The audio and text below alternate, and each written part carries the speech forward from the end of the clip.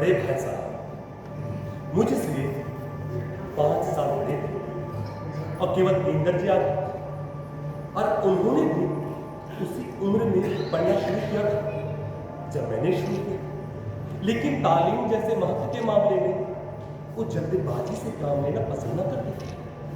वो इस भवन की बुनियाद खूब मजबूत डालना चाहते थे ताकि जिस पर आलिशान महल बन सके। अरे वो 1 साल के काम को 2 साल में करते और कभी कभी तो 3 साल लग जाते। बुनियाद ही पुख्ता ना हो तो मकान पायेदार कैसे बने। वो बड़े थे, मैं छोटा था। उनकी उम्र 14 साल की और मैं 9 साल का। उन्हें मेरी तंबीह और निगरानी का पूरा जन्मसिद्ध अधिकार था और मेरी भी शालीनता इसी में थी कि उनके हुक्म को कानून समझा। और स्वभाव से बड़े अदिल थे। हमेशा किताबें खोलकर बैठे रहते थे, शायद दिमाग को आराम देने के लिए। कॉपी पर, किताब के हाशियों पर चिड़ियों कुत्तों बिल्लियों की तस्वीरें बनाया करते थे। कभी एक ही नाम को 10-20 बार लिख डालते और कभी एक ही शेर को सुंदर अक्षरों में नकल किया करते थे और कभी ऐसी शब्द रचना करते थे जिसका ना तो कोई अर्थ होता था ना ही सामंजस्य। मसलन उनकी कॉपी पे मैंने यह एक बार इबारत देखी, स्पेशल अमीना भाइयों दरअसल राधे श्याम श्री राधे श्याम भाई भाई, पूरे 1 घंटे। और उसके बाद एक आदमी का चेहरा बना था। मैंने जाने की बहुत चेष्टा की मगर असफल रहा। उनकी रचनाओं को समझना मेरे लिए छूटा वो बड़ी बात है। मेरा जी पढ़ने लिखने में बिल्कुल न लगता। 1 घंटा भी किताब लेकर बैठना पहाड़ लगता था और वहां का पापी होश से मैदान में आ जाता था। कभी कंकड़ियां उछालता था तो कभी कागज की तितलियां उड़ाता था। अगर कोई साथी मिल गया तो पूछना है क्या है। कभी चाटवारी पे चढ़कर नीचे कूद रहे हैं और कभी फाटक पे सवार होकर उसे आगे पीछे करते हुए यूं मोटर कार का आनंद उठा रहे हैं। लेकिन कमरे में आते ही उनका रौद्र रूप देखकर मेरे प्राण सूख जाते थे। उनका पहला सवाल यही होता था, कहाँ थे?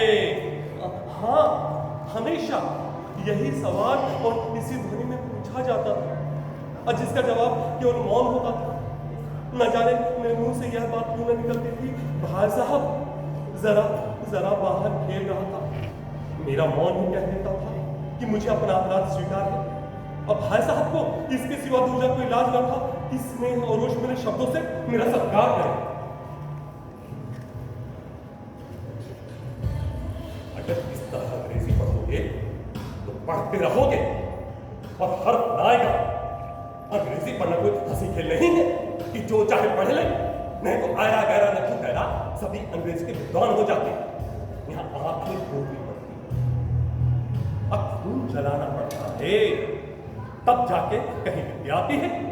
अरे आती है क्या, कहने भर को आ जाती है। यहाँ बड़े बड़े विद्वान शुद्ध अंग्रेजी में लिख सकते हैं तो पूरा तो दिल की बात है। अब मैं कहता हूँ तुम कितने भूखा हो, मुझे देखकर सबक न लगे। यहाँ रोज हॉकी क्रिकेट के मैच होते हैं, कभी देखते हुए जाते देखा तो भी एक ही दर्जे में 2-2, 3-3 साल पढ़ा सड़ता रहता हूँ। तो तुम कैसे आशा करते कि खेल अरे मुझे तो 2-3 साल लगते हैं, तुम तो उम्र भर इसे दर्जे में पढ़े सड़ते रहोगे। अगर तुम्हें ऐसे ही उम्र गवा तो बेहतर। अरे घर चले जाओ और मजे के साथ गिल्ली डंडा खेलो। दादा की गाड़ी कमाई को रुपए क्यों बर्बाद करते? मैं ये लताड़ करता आंसू बहाने जवाब ही क्या था? अपराध मैंने किया तो लताड़ कौन सा है? भाई साहब उपदेश की कलम निपुण थे। ऐसी लगती बातें कहते, ऐसी सुक्ति वाण चलाते थे कि मेरे जिगर के टुकड़े टुकड़े हो जाते और मेरी हिम्मत टूट जाती थी। जान तोड़ मेहनत करने की शक्ति अपने मेरा पाता था और जरा दिन निराशा में सोचने लग जाता था, क्यों ना घर चला जाए। जो काम मेरे बूते के बाहर उसमें हाथ डालकर मैं अपनी जिंदगी क्यों खराब करूं? मुझे अपना मूर्ख रहना मन नहीं था। हाँ, लेकिन इतनी मेहनत मुझे तो चक्कर आ जाता था।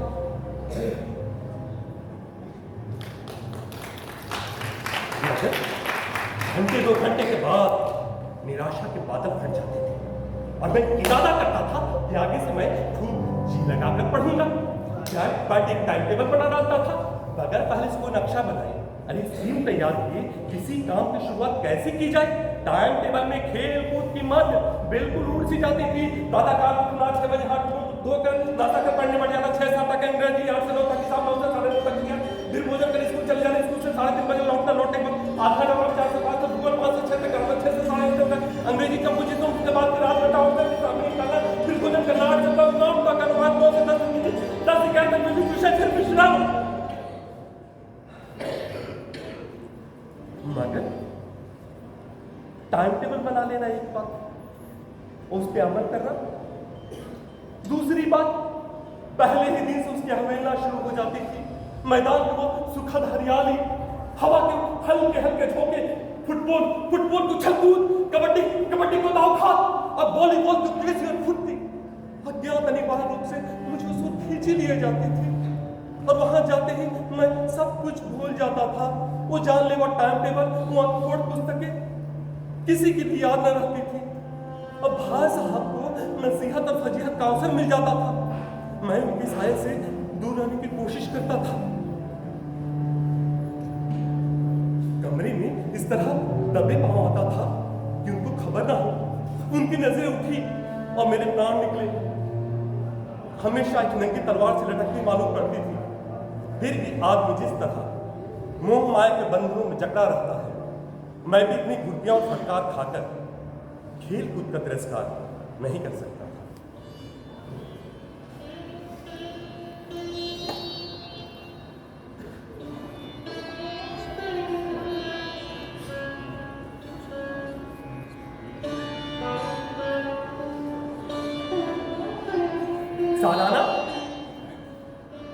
सालाना इम्तहान हुआ, भाई साहब फेल हो गए, मैं पास हो गया और दर्जे में प्रथम आया। मेरे उनके बीच अब केवल 2 दर्जे का अंतर और रह गया था। जी में आया कि भाई साहब को आड़े हाथों कहाँ गया तपस्या। मुझे देखिए मजे से खेलता रहा और दर्जे में अव्वल। जुबान से हेकड़ी जताने का साहस नहीं होने पर भी मेरे रंग ढंग से साफ जाहिर हो जाता था कि भाई साहब का आतंक मुझ पर नहीं रहा। भाई साहब की तेज बुद्धि बड़ी तीव्र थी। भाई साहब ने इसे भांप लिया। एक दिन भोर का सारा समय मैं गिल्ली डंडा की फेंट कर जब भोजन के समय लौटा तो भाई साहब ने मानो तलवार खींच लिए और मुझ पर टूट पड़े। देखता हूं इस साल पास हो गया और दर्जे में अव्वल आ गया। तो तुम्हें दिमाग हो गया है, मगर भाईजान घमंड तो बड़े बड़ों की नहीं, तो तुम्हारी क्या हस्ती। इतिहास में रावण का हाथ तो पढ़ा ही होगा। कौन सा उपदेश लिया उसके चरित्र से, या यूं ही पढ़ गए। महज इम्तिहान पास कर लेना बड़ी चीज नहीं है, असल चीज है विकास। जो कुछ पढ़ो उसका अभिप्राय समझो। रावण भूमंडल का स्वामी था, ऐसे राजों को चक्रवर्ती राजा कहते हैं। आजकल अंग्रेजों के राज का विस्तार बहुत बढ़ गया है, पर इन्हें हम चक्रवर्ती नहीं कह सकते। संसार में अनेकों राष्ट्र हैं जो अंग्रेज के आधिपत्य को स्वीकार नहीं करते, बिल्कुल स्वाधीन है। रावण चक्रवर्ती राजा था। संसार के सारे महिम उसे कर दिया करते थे और आज हमारे नेता को गुलामी क्या करते थे। उसका हर्ष क्या, घमंड ने नाम शब्द उठा कर चुल्लू भर पानी देने वाला आदमी चाहे को कर्म करे पर अभिमान न करे। इतना ही नहीं, अभिमान किया दिन दुनिया दोनों से। शैतान पर पढ़ा ही उसे यह घमंड था ईश्वर का सबसे सच्चा भक्त उससे बढ़कर और कोई नहीं। अंत क्या हुआ, स्वर्ग से नरक में धकेल दिया गया। शाहिबों ने भी एक बार अभिमान किया था, अब भी मांग के मर गया। अब तुमने तो भी केवल एक ही दंड पास किया, इसी में तुम्हारा सिर फिर गया। अब तो तुम्हारी बढ़ चुका। यह मत समझना कि तुम अपनी मेहनत से पास हो, बल्कि अंधे के हाथ पटेल लग गई। मगर भाईजान पटेल एक बार बार बार नहीं, कभी कभी गिल्ली डंडा में भी अंदाज चोट निशाना पड़ जाता है। इससे कोई सफल खिलाड़ी तो होंगे जिसका कोई भी निशाना खाली नहीं। और मेरे फेल होने पे मत जाओ, मेरे दर्जे में आओगे तो दांतों तक पसीना चबाना पड़ेगा। अंग्रेजों के रात नाम याद रखना आसान नहीं। अभी तो आप सब हिंदी पूछ रहे हैं, कौन सा खान किस हिंदी के वक्त हुआ था, यह सब याद करना आसान है। हिंदी 7वां की जगह हिंदी 8वां लिख दिया और सारे नंबर कट गए। सफा चक सिफर भी ना मिलेगा, सिफर भी वो किसका आपने डब्ल्यू जेम्स में डब्ल्यू विलियम कोवियो जास दिमाग चक्कर खाने लगता है। इन अभागों को कोई नाम भी ना सोचते थे, एक ही नाम के पीछे दोयम सोयम चारों पंजुम लगाते चले। और मुझसे पूछते तो 10,000 नाम बता, अजूमे तो बस खुदा ही बना आ जाओ की जगह आ बजे वो सारे नंबर कट गए। अरे कोई मुंह मथियों से क्यों नहीं पूछता कि आ जावा आ बजे में क्या फर्क है, और क्यों बैठ की बातों के लिए छात्रों का खून बहाते हो। अरे दाल भात रोटी खाया या भात दाल रोटी, इसमें क्या रखा है। लेकिन परिश्रम किसकी क्या परवाह, वो तो चाहते हैं कि अक्षर अक्षर रटा और इसी रटन का नाम रख चुका है शिक्षा। इन बेसिक की बातों को पढ़ने से क्या फायदा। इस रेखा पे वो आलम गिरा दो तो लंबा आधार से दुगना हो जाएगा। अब पूछे पर हो जाए दुगना हो जाए चौगना हो जाए मेरी बला से, लेकिन परीक्षा में पास होना है तो ये खुदा बात याद करनी पड़ेगी। और कह दे समय की पाबंदी पे एक निबंध लिखो जो 4 पन्ने से कम ना हो। अब सामने कॉपी खोले, कलम हाथ में लिए, उसके नाम को अरे कौन नहीं जानता समय की पाबंदी बहुत अच्छी चीज है। आदमी के जीवन में संयम आता है, कारोबार में तरक्की होती है, लोगों को उसमें स्नेह बनता है। पर इस जरा सी बात के लिए 4 पन्ने कैसे लिखूं। जो बात एक वाक्य में कही जा सकती है उसे 4 पन्ने लिखने की क्या जरूरत। मैं तो उसे हिमाकत समझता हूँ, ये समय की किफायत नहीं बल्कि उसका दुरुपयोग है और व्यर्थ बातों को ठूंस दिया जाए। हमको चाहते हैं जिसको जो कहना हो चट लगे और अपनी राह, लेकिन आपको तो 4 पन्ने रंगने ही पड़ेंगे। अब पन्ने भी पूरे पुलिस के आकार के, ये छात्रों पे अत्याचार तो है क्या। संक्षेप में तो 4 पन्ने ये नहीं तो 100-200 पन्ने लिखवाते। देश भी दौड़ी धीरे धीरे है ना उल्टी बात। बालक भी इतनी सी बात को समझ सकता है, उस पे दावा करते हैं हम अध्यापक हैं। मेरे दर्जे में आओगे लाला तब ये पापड़ बेलने पड़ेंगे। अभी दर्जे में प्रथम आ गए तो जमीन पर पाँव नहीं रखते, जो कदम से गिरा मारिए वरना कह देता हूं पछताइएगा।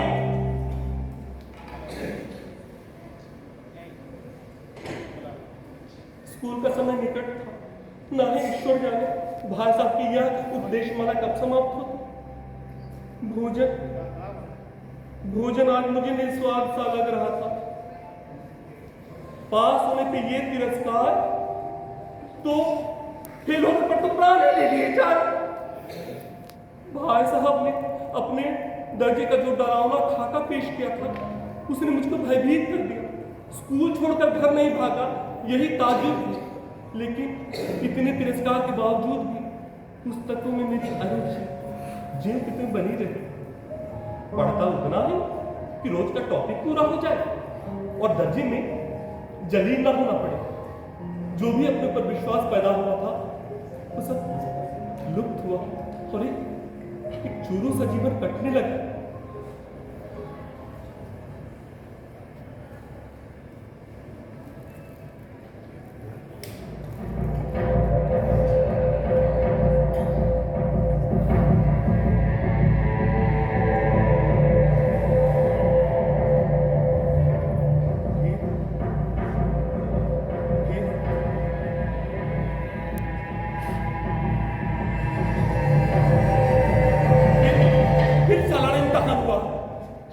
ऐसा सही हुआ कि भाई साहब फिर फेल हो गए।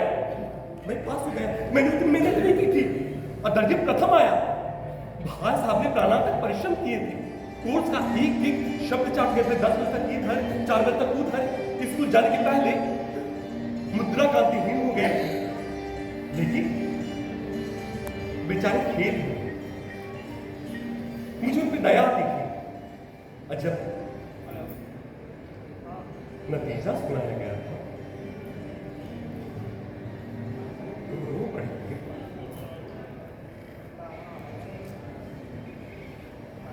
और मैं भी रोने लगा था। मुझे लगा अगर मैं भी अकेला हो जाता तो शायद भाई साहब के लिए दुख ना होता।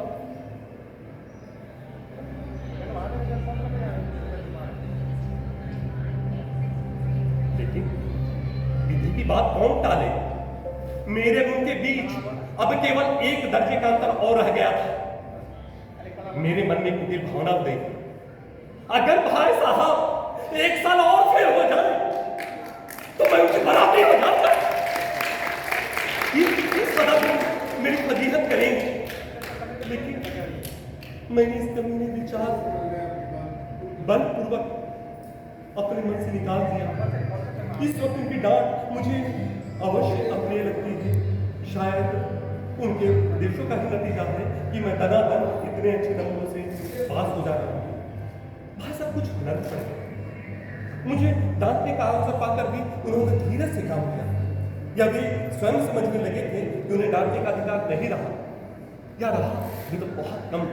मेरी स्वच्छंदता बढ़ी, मैं उनकी सही क्षमता का अनुचित लाभ उठाने लगा। मुझे कुछ ऐसी धारणा हुई कि मैं पास ही हो जाऊंगा, पढ़ूं या ना पढ़ूं, मेरी तकदीर बनवा लो। भाई साहब के डर से जो पढ़ लिया करता था वो सब बंद हुआ।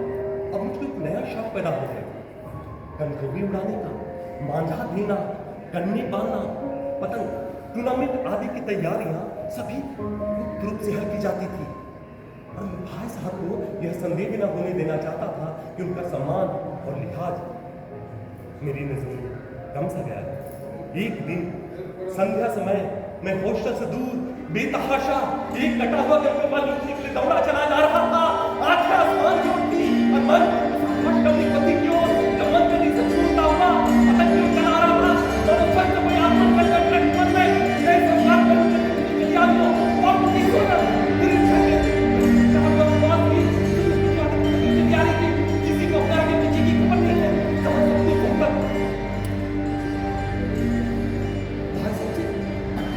भाई साहब मेरी उम्र हो गई जो शायद बाजार से लौटे और उन्होंने मेरा वही हाथ पकड़कर रुद्र भाव में बोले, बाजारी लोगों के साथ धीरे के कंपोवी के लिए दौड़ते हुए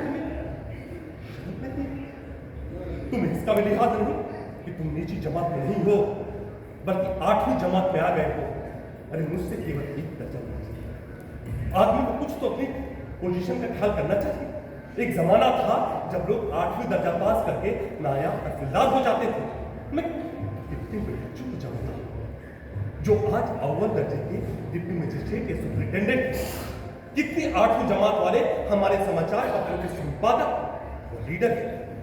बड़े बड़े विद्वान उसकी माथा में काम करते हैं, अब तुम उसी 8वें दर्जे में आके लेके कंट्रोल के लिए दौड़ते हो। मुझे तुम्हारे इस कम अकली पे दुख मिलता है। तुम ज़हीन हो इसमें शक नहीं, मगर वो ज़हन किस काम का जो हमारे आत्म द्वारा की हत्या कर डाले। तुम अपने मन में समझते होगे भाई साहब से केवल एक दर्जा के नीचे हो, इसलिए उन्हें डांटने का अधिकार नहीं रहा। तो ये तुम्हारी भूल है। मैं तुमसे 5 साल बड़ा हूं, चाहे तुम मेरी ही जमात में क्यों ना जाओ। अगर परीक्षकों का यही हाल रहा तो निसंदेह अगले साल तुम मेरे समकक्ष होगे और उसके आगे साल शायद मुझसे आगे नहीं जाएगा।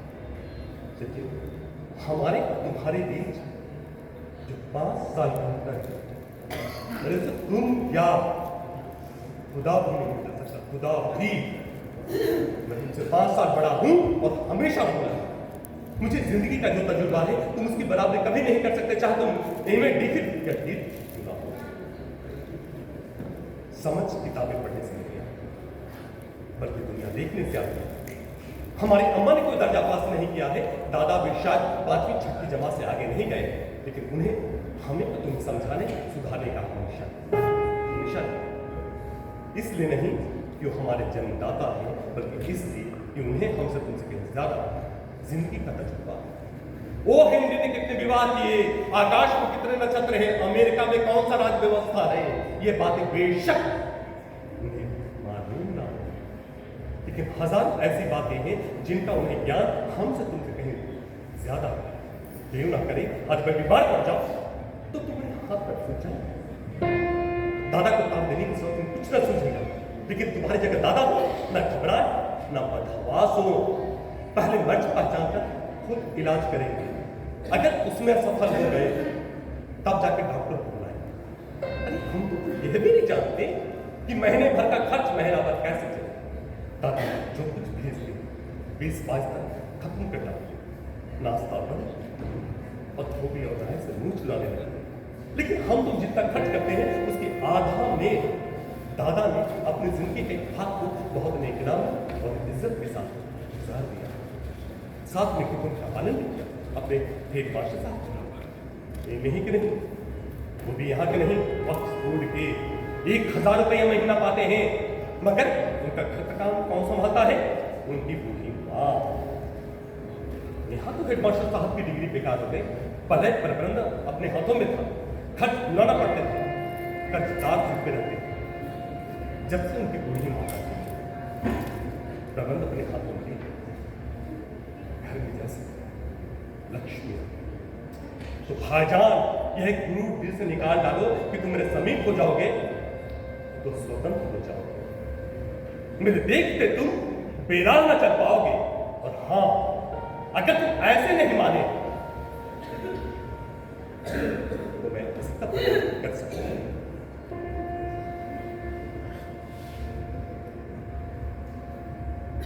मैं जानता हूं तुम्हें तो मेरी बात जहर लग रही है।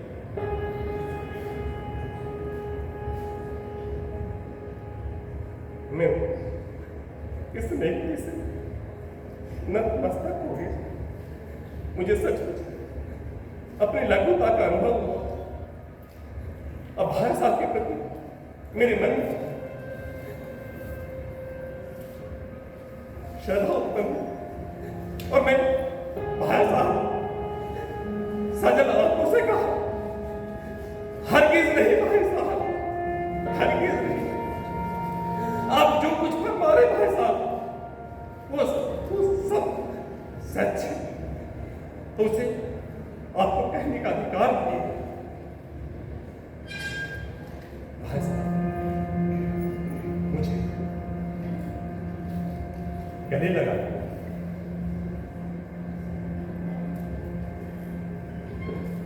मैं तुम्हें खेलने कूदने कंट्रोल लाने के लिए मना नहीं करता। मेरा भी जी ललचता है, लेकिन क्या करूंगा? तुम्हारी रक्षा भी तो मेरे ही सिर है ना।